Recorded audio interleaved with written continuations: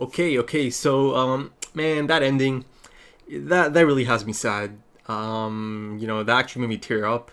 To see Kenny in that condition, in that state, I just had a totally different trajectory in my mind in terms of how his storyline might progress from this point on. But that's just gone out the window because he's not looking good. It's not looking good for Kenny. But in true Kenny fashion, right? He flips the script and he pulls out one of those elusive Titan transformation serums, right? An absolute game changer. This really is a big deal, a massive deal. Now, of course, it's a possibility that he intends to use it on himself, perhaps in a last-ditch attempt to prolong his life, right? But again, that comes at such a tremendous cost, right? Being a mindless Titan, that's its own special kind of hell, right? The prison of flesh, as I call it. So, is that something Kenny is capable of, or not capable of, or is that something Kenny, could do to himself, right? He's always seemed like such a proud person, such a ambitious person, right? So is he gonna almost lower himself to that, to become a mindless Titan for the rest of his life? Does something like that even suit Kenny, right? Is that something he could allow himself to become? And say even if he does, right? Even if he does, is Levi even gonna allow it, right? That's another roadblock, if he does intend to take it. It remains to be seen, they left it off on a cliffhanger, as they do usually. It was established some time ago now that he had his own plans for this founding Titan ritual, right? In the cave. It was part of his plan to hijack the founding Titan for himself. There's that one moment that he's just absolutely devastated as he finds out that, even if he takes it on, he's not going to be able to, really tap into the founding Titan's abilities. I remember that one shot of his face. It was just so, he was crushed. He was absolutely crushed, and you could tell how much it meant to him. So, of course, in order to, potentially go through with that plan, he had to become a mindless Titan at some point, right? So he could, eat Eren. So, he swiped the serum, the Titan transformation serum. So as he musters up, the last bit of energy just to make it to that tree, something fascinating starts happening, right? These memories start flashing. Some really, really, interesting stuff's going on here. They showed us flashes of some of his experiences with a young Levi, right? And again, there's that one shot that really stands out of a malnourished, emaciated Levi. And they showed that shot back in episode 2 of this season, as during the chase sequence, right? They show us a quick glimpse. And at that point, it was starting to become clear that they have a history together. And, I theorized at that point that, maybe he raised him at some point, right? So, that was a decent prediction. But I think the most interesting flashes that are shown in this sequence, it has to be of this individual that has the same eyes as Rod's father and Frida after they took the founding Titan, right? And, and this individual seems to be bowing down to him and apologizing for something to a young Kenny, much younger Kenny, from the looks of it. It appears that probably could be Rod's brother, right? Because, I did take another look at the scene. And in one of the scenes, they're in this chapel, and in the background you can see Rod. He's got the dark hair. So yeah, there's a good chance this could be Rod's brother. And again, a few episodes ago, it was established that Kenny did have some kind of relationship with Rod's brother. So hopefully it's not just this. Hopefully it's not just these quick flashes, and they go further into it and show me some of this stuff at some point. And this could also be the key to understanding Kenny's desire to hijack the Founding Titan for himself. Right? Because that's still a mystery. I still need to find out about that. So, again, great ending to the episode. But yeah, I am really sad to see Kenny on his last legs, right? Now, speaking of interesting things, how about that opening, right? Rod Reiss, Titan Rod Reiss, seeing the concentration of humans as glowing lights or heat signatures. Yeah, I mean, now is that something unique just to him, or is it something that all Titans perceive human life form as, glowing lights and heat signatures? Now, Hanji did say that, as an abnormal, he's attracted to, high concentration of humans. And also the blonde Titan from Ilse's notebook, it was studying Ilse's face, right? So they can definitely comprehend facial features. I know that much because, I recognized Ilse, or, it thought, or she thought she recognized Ilse, right? So is it possible that, from further out, humans kind of register as, again, heat signatures or, glowing lights, and that might be the reason they're so, instinctively attracted to them, right? I thought it was a great little scene showing Eren, attempting to unlock the abilities of the Scream or the Coordinate, right? It kind of introduced humor into a relatively serious situation, right? Well, I mean, it was humorous for us, the audience, because we know it's just not going to be that easy, right? Because the one time he was able to use it, it was under some really interesting and fascinating circumstances, right? And, they reminded us of that encounter right before the scene, right? And, as you saw from my reaction, I was actually quite excited about the placement of that, quick flashback of, the smiling Titan and Eren, touching.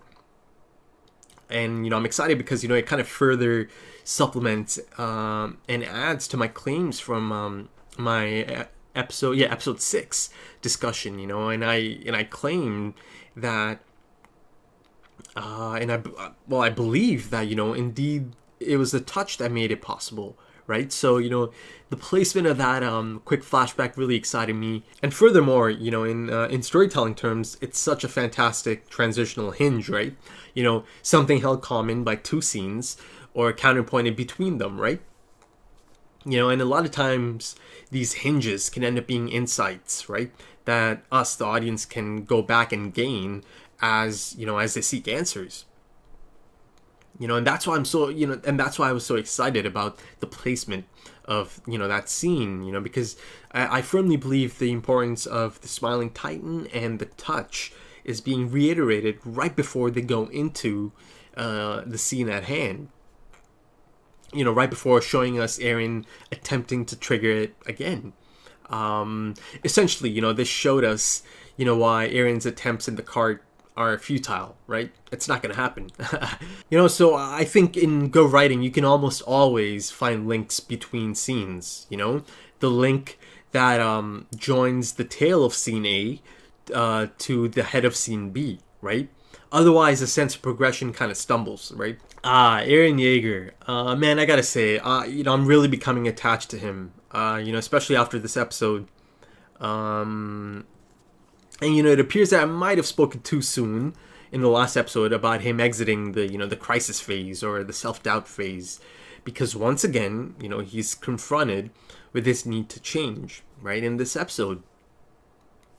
So yes, he made the first crucial steps, in making that much needed change. But this episode truly showcased that he is finally ready to change, right? He's finally ready to change, and build himself back up, with this newfound belief in himself and a new perspective of the situation they're in, right? So a real turning point for our dude Eren. Essentially he kind of realizes that he comes to a realization that he is not special, right? Now I'll go into it a bit more, in a bit more depth, but that's the gist of it, right? Now, a storytelling element that is present here is the concept of the lie the character believes, right? And in the case of this story, or in Eren's case, it was him believing that he is special, or that he is the one great hope of humanity, right? Now, this isn't something he conjured up himself, right? This is a burden that was thrust upon him by his father, right? And, it only intensified as, people found out about it and, realized that this could be their chance to fight back, right? So, he did end up becoming a symbol, or, the spearhead. And, he mentioned in this episode that he started to believe it himself at some point, and he did end up taking on all that pressure, and he's been struggling under the burden of this lie, and he's been making mistakes based on false assumptions, or under false assumptions. And another reason that he kind of took this on, took on the burden, is something that haunts him, because of something that haunts him, and that is his mother dying because of these titans, right? He has such a deep-seated resentment for these titans, right? So he took it upon himself to to be the one to exterminate them, right? So there's a few different reasons that he ended up taking this burden on, and has been struggling under the burden of this lie. So in this episode, he gets a much better understanding of the external conflict, right? And his inner self in that conflict, much better understanding. He's got a clear head.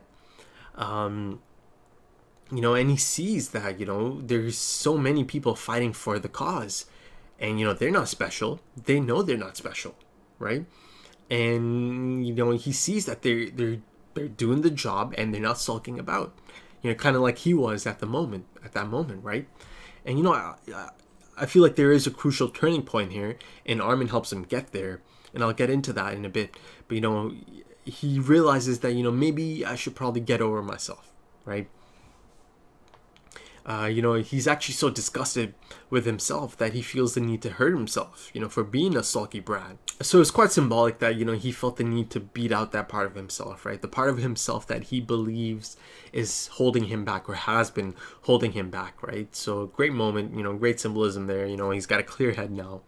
But jumping back to Armin, I think he was so instrumental here because, he reminded Eren that, all this time later, they are now in a position to stop history from repeating itself, right? And they have a chance here to put an end to the cyclical nature of their current predicament, right? And this came in the form of a carbon copy scene, right? And one which kind of reminded them of their own nightmarish experiences on that day, right? So these children below, they could be in for the worst day of their lives, right? One which could scar them for the rest of their lives, or it could be the last day of their life, right? Of their lives. But thanks to the scouts, it wasn't. And it's such a great reminder of how far these characters have come, right? How much they've endured and, learned, or gone through. And, this goes for the whole Levi squad, they are truly operating at a different level now, truly worthy of being in the Levi squad. So their experiences, no matter how, dark or devastating, all of that has helped them arrive at this point, right? And, and speaking of, like, the ensemble cast, it's, it really is one of my favorites in recent memory. I really like so many of them, and, I care for so many of them. It really is such a fantastic cast. You know, a good balance of character types together makes for such great chemistry, right? You know, the right dynamic of characters, you know, be it in live action or animated. You know, a good balance of character types makes for great chemistry, right? You know, the right dynamic of people, you know, be it in live action or animated. You know, so you need characters that round out the protagonist, right? You know, so their complexity is, you know, credible and consistent. There's actually such a fantastic and beautiful moment I totally forgot to mention from the last episode. And, you know, it's a moment that allowed Eren to be his best self, right? This is around the time Rod Rice is transforming, and, you know, he's bringing everything down, right? The cave's coming down. And, you know, it's starting to feel like this could be the end. Or at least that's how it's, you know, starting to feel like to Eren. You know, he's in a bit of a funk at that moment, right? And the scouts, you know, they remind him that, you know, they've been in situations much worse than this, right? And that they got out of those situations because they're a team and as a team. And, you know, the thing I really liked in that scene is, you know, Jean and Connie's approach, right? Because on the surface level, it might have seemed like they're mocking him or, you know, they're roasting him. But, you know, they care for him. Of course they care for him. And, you know, this is how they try to, you know, put him at ease in a really high stress moment. I remember, you know, I'm just like smiling and shaking my head as, you know, they're kind of like roasting him. Because, you know, I understood the sentiment behind it. And, you know, again, later on in that episode, near the conclusion of the episode, they, you know, Connie and Jean stepped in for Historia, right? Of course, it had to be a totally different approach because it was Levi, you know, but they stepped in, right? I need to jump back to Eren, you know. I'm just so excited about him after these past few episodes.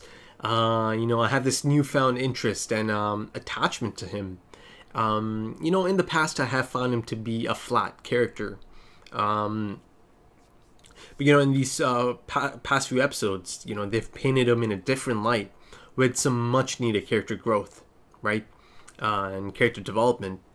You know, so they showed us that he does have contradictions and faults in his character, right? And that he is a multidimensional character. You know, so sometimes characters have a certain sense of morality, or they have a certain philosophy, right? But then, you know, at some point they feel the need to deviate from that, right? An internal contradiction. So, you know, I'm really happy about his current state of mind, you know, and the place he's at the moment, you know, clear mind, clear head. But, you know, that being said, just because he's in a good place at the moment doesn't mean he might not face more changes as he grows and, you know, faces more obstacles and comes across more character changing moments. But yeah, man, you know, to see him rejuvenated and out of that funk, it was such a feel-good moment, you know, right before he transformed and that amazing score kicked in, right? You know, he had such a playful energy about him, right? Again, this newfound belief in himself.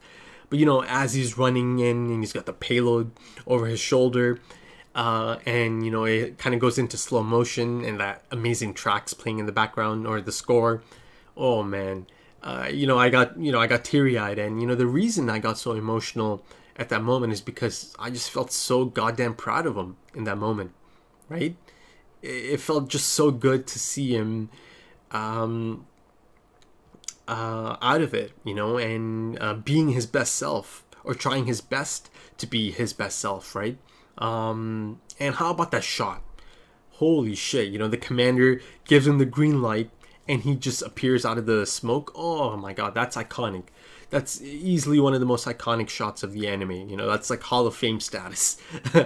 And, you know, and speaking of the commander, Levi, you know, reiterated how he likes to do things, right? Once again, your plan for the scouts boils down to a gamble, much like everything else you do. Yeah, you know, that's set in stone, right? You know, the commander is not going to divert from that. You know, that's his thing. He likes to gamble, and, you know, it's successful. He's got a great track record, right? It paid off once again. And, you know, I'm looking forward to many more gambles in the future. You know, I've been talking about Historia's positive change arc and you know, Eren's potential positive change arc, you know, the commander gives us the perfect example of a flat arc. You know, because the commander is essentially complete. You know, he doesn't really require any noticeable personal growth. He's, you know, he's the final product. And, you know, he has been a catalyst for change in the story, and he has sparked, you know, prominent growth in characters like Eren, who, you know, who might be going through a positive change arc. And for the people who might not know the terminology, you know, I'm not calling him a flat character. No, no, no. Far from it. It's just the, you know, it's just the terminology. That's just the name of it. That's just the name of the arc I happen to think, you know, the commander has in this story. You know, it's a flat arc. And, you know, it's flat because he, you know, unlike Eren, he's kind of like the final product, you know. He's essentially complete, right? He doesn't really require, you know, the amount of personal growth someone like Eren does, right? Again, you know, Eren's the protagonist of the story, so, you know, of course, you know, there's going to be a lot of change, especially because he's still young, right? But, you know, speaking of the scouts, how about them taking off to, you know, finish the job?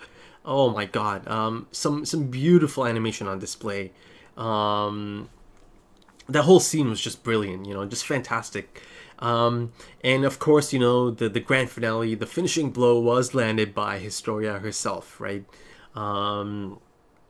You know, it really was a great conclusion, you know, and she finally gets to, you know, reclaim her name and, you know, the position that comes with it, right? So again, you know, a really great conclusion for Historia, I think. But, you know, something really interesting happened as she slashed at that crucial chunk, the nape, right? You know, it triggered some kind of memory share experience with her father. Again, some really fascinating things came out of this. You know, now, again, before I go any further, I'm not sure if that was just then and there, you know, just in that moment. She kind of experienced a few of these memories, or if that's been passed on to her now, you know, and that she might have access to other memories, and, you know, maybe that could provide some more interesting context down the line. You know, I don't know. I think these memories actually gave us some really interesting insight on Rod Rice, and, you know, his struggles and the frustrations he had. You know, it appeared that he sincerely wanted change at one point. You could see a young and frustrated Rod Rice confined to a jail cell, you know, by his father. You know, and then you see that he had to watch his brother, who shared the same cause. You know, he watched him kind of relinquish that cause as he took on the Founding Titan, right? And then again, you see his struggle at an older age as he looks to confide in the housemaid, who I think might have been Historia's mom, right? That might have been their first meeting, maybe, or how they met. And then, you know, but the most interesting thing, I think the most interesting flashback is the one of Frida. You know, I believe she said, "Don't worry, Father, I'm not going to lose to the ghosts of our ancestors." Damn, right? That was quite intriguing there. And, you know, it also appears that maybe even at that point in time, even at the time Frida's about to, you know, take on the Founding Titan, he still might have had some notions of potentially putting an end to all of this, or, you know, to the Titans.